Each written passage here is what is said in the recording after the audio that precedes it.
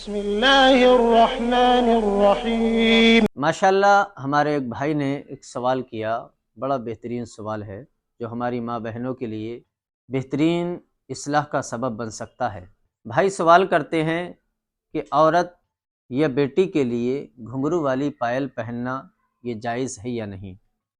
اس کا جواب یہ ہے کہ پائل پہننا یہ تو عورت کے لیے جائز ہے، اس میں کوئی حرج نہیں ہے، لیکن گھنگرو والی پائل پہننا اس کی شریعت کے اندر اجازت نہیں، اس لیے کہ گھنگرو جو ہوتے ہیں جب عورت چلتی ہے تو ان کی آواز پیدا ہوتی ہے، اور گھنگرو کی آواز غیر محرم تک پہنچے اس کی شریعت اجازت نہیں دیتی۔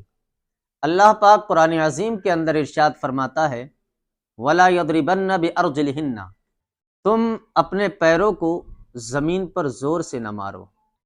قرآن عظیم کے اس فرمان کے اندر کتنی حکمت نظر آتی ہے کہ اللہ پاک نے عورت کو زمین پر زور سے چلنے سے منع فرمایا، اس لیے کہ جب وہ چلے گی تو اس کے پیر میں جو پائل پڑی ہوگی اس کی آواز پیدا ہوگی، اور یہ اللہ اور اس کے رسول کو ہرگز پسند نہیں ہے۔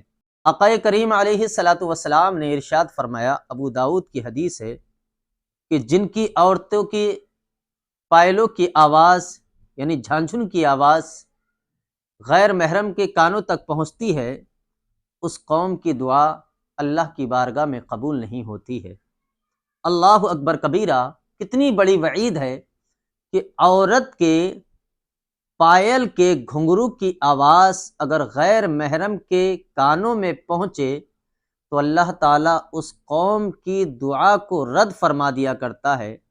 اب ہمیں یہاں سے یہ درس لینا ہے کہ اگر ہماری ماں بہن بیٹیوں کی آواز جو ریئل آواز ہے، وہ آواز اگر غیر محرم کے کان میں پہنچے گی تو اس سے اللہ اور اس کا رسول کتنے ناراض ہوں گے۔ اللہ تعالی ہمیں اپنی ماں بہن بیٹیوں کو غیر محرم کے سامنے زور سے بولنے کی اور اس سے اجتناب کرانے کی توفیق عطا فرمائے، اور ہماری ماں اور بہنوں کو غیر محرم کے سامنے جانے سے محفوظ فرمائے۔